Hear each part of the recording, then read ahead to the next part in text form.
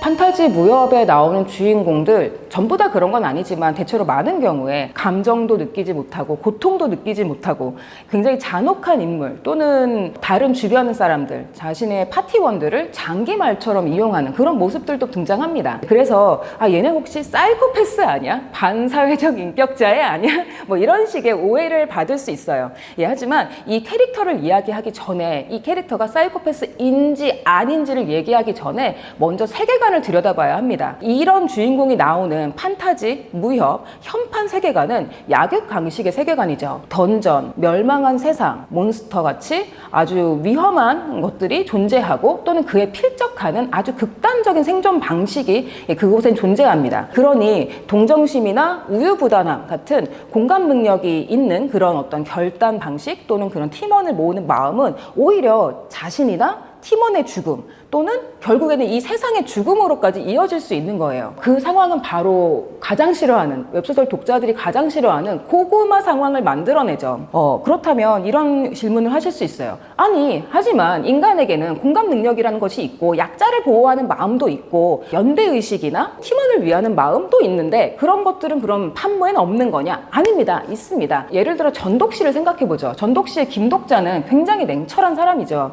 자신이 알고 있는 모든 정보를 활용해서 살아남고자 하는 사람. 근데 혼자 살아남지 않고 같이 살아남는 사람이죠. 근데 그 살아남는 방식에는 좀 인간적인 느낌이 많이 없습니다. 살아남기 위해서 자신의 감정을 좀 삭제하는 부분도 있어요. 근데 그 바로 옆에 누가 있나요? 바로 상아 씨가 있습니다. 유상아 씨. 유상아 씨가 약자를 보호하는 마음, 또 어린아이나 또 자신보다 좀 약한 사람들을 보호하는 마음, 그리고 김독자의 마음을 자신이 알아서 챙겨주고 도와주는 아주 로열티가 있는 충실한 조력자 역할을 하죠. 유상아 씨 말고도 다른 캐릭터들이 연대의식이나 정의감, 또 인간의 약한 마음, 또 다른 마음들 여러 가지를 같이 보여주고 있습니다. 그렇다면 왜 주인공에게는 이런 냉철한 모습, 사이코패스로까지 오인받을 수 있는 그런 냉철한 판단력을 요구하느냐? 앞서 말씀드렸듯이 고구마를 피하기 위해서예요. 고구마를 피하기 위해 이 주인공들에게 철저하게 효율주의자, 능력주의자, 능률주의자, 목적주의를 부여하는 거죠. 그리고 현실 세계 인간들은 그렇게 자신의 목표에 따라서 가감 없이 돌진하고 성장하고 인정받는 주인공을 통해서 대리만족이라는 웹소설 독자들에게 가장 중요한 정서적 만족을 가져가는 겁니다. 사실 이들을 사이코패스라고 오인할 수는 있지만 사실 사이코패스는 아니에요. 그들은 결국 옳은 선택을 합니다. 때로는 이해관계, 자신의 이해관계에 의해서 하는 선택도 있지만 그럼에도 그것들은 결국 모두 공공을 위해 옳은 선택이 되기도 해요. 가혹한 세계관은 살아남고 사이다 서사를 선사하기 위한 굉장히 철저하게 기획된 주인공이라고 할 수 있습니다. 일단 이 세 키워드 모두 제가 어떤 설명을 드리든 논란이 있을 거예요. 다른 의견이 있으실 거라 생각합니다. 그만큼 굉장히 스펙트럼이 넓고 깊은 아주 세부적인 취향의 영역입니다.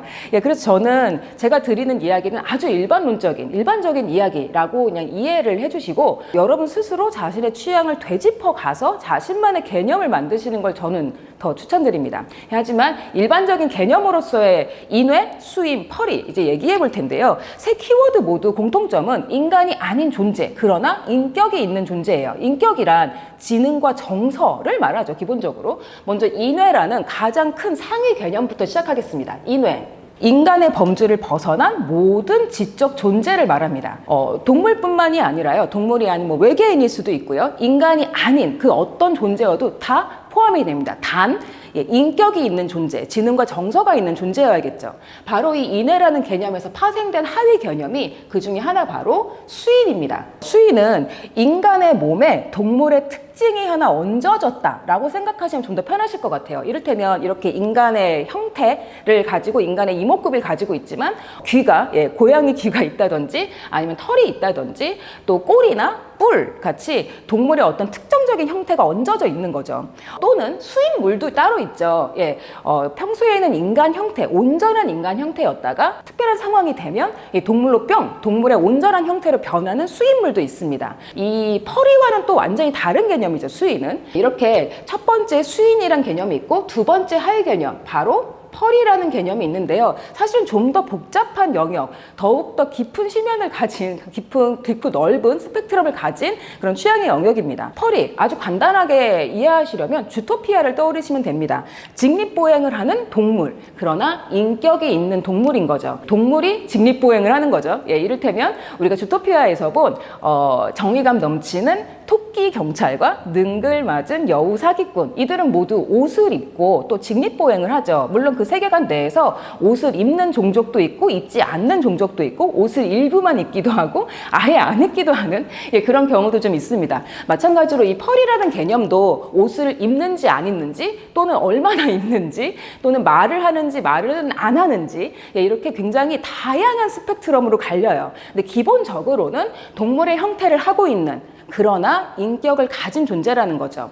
수인과 펄이의 가장 큰 차이는 둘 다 인외 하위 개념이지만 수인은 인간 형태가 기본 형태라는 것, 그리고 펄이는 동물 형태가 기본이라는 것, 이렇게 나뉠 수 있습니다. 힘을 숨긴 찐따의 줄임말이죠. 실제로는 굉장히 강한 능력, 압도적인 능력을 가지고 있지만 겉으로는 평범한 척, 오히려 평범보다 좀 떨어지는 척 위장한 그런 캐릭터를 말합니다. 그러다가 결정적인 순간에 모두를 압도하는 능력을 보여줘서 사람들에게 반전의 카타르시스를 주는 그런 캐릭터죠. 사실 이게 웹소설과 장르 문학에서 사용하는 속어였는데 지금은 아주 공식적이라고 할 만큼 캐릭터 키워드로 많이 활용되고 있습니다.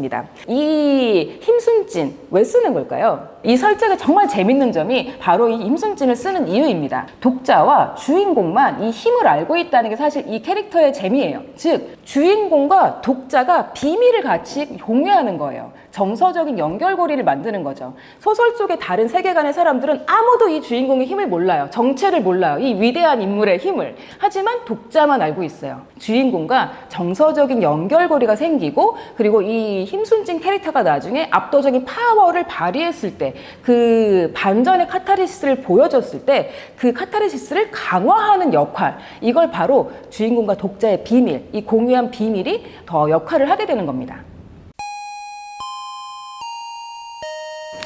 여러분 어떤 장르 좋아하세요? 또는 어떤 좋아하시는 특별한 소재가 있으신가요? 웹소설이 정말 다양한 소재, 굉장히 세분화된 소재가 많이 쏟아지고 있습니다. 뭐 이를테면 검사, 변호사, 의사, 경찰, 뭐 갖가지 전문직이 등장하는 전문직물, 직업물도 있고요. 그리고 판타지와 또 어떤 아이돌을 결합한 아이돌물도 있고요. 그리고 기존의 역사를 좀 재밌게 비튼 대체 역사물도 존재합니다.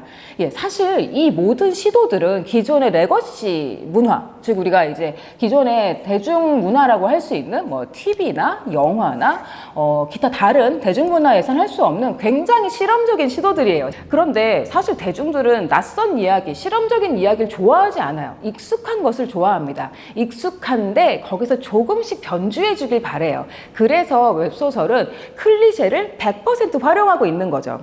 익숙한 그릇, 클리셰라는 이 익숙한 그릇에 어떤 독창적인 요리, 즉 자신만의 설정, 소재, 캐릭터를 이 그릇에 담는 겁니다. 그래서 모든 웹소설이 다 비슷비슷해 보이실 수 있는데 들여다보시면 아실 거예요. 모두 다 조금씩 다르고, 그리고 서사도 조금씩 다르고, 소재를 다루는 방법도 다릅니다. 그리고 클리셰를 비트는 방법도 조금씩 다르고요.